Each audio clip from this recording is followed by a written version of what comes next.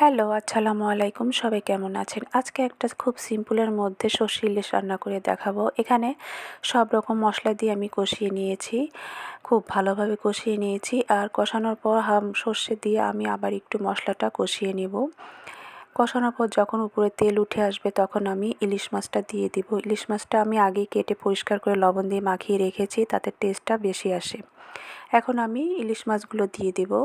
ইলিশ মাছগুলো দেওয়ার পরে হালকা ওয়েতে একটু উল্টাপাল্টা করে আমি কষিয়ে নেব। ইলিশ মাছ রান্না করতে খুব একটা টাইম লাগে না। এটা কিন্তু খুব ইজি ওয়েতে রান্না করা যায়। মাত্র 20 মিনিটের মধ্যে এটা কমপ্লিট হয়ে যায়।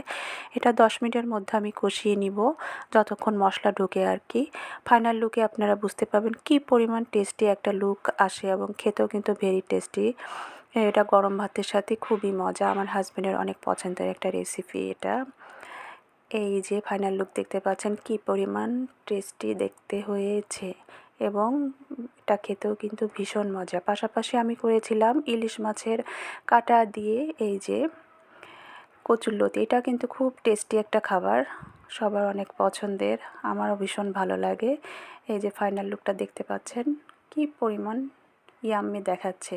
রান্নাটা কিন্তু গরম ভাতের সাথে খুবই মজাদার একটা রান্না, করে দেখবেন। ভিডিওটি কেমন লাগলো জানাবেন, এবং সাথে থাকবেন সব সময়।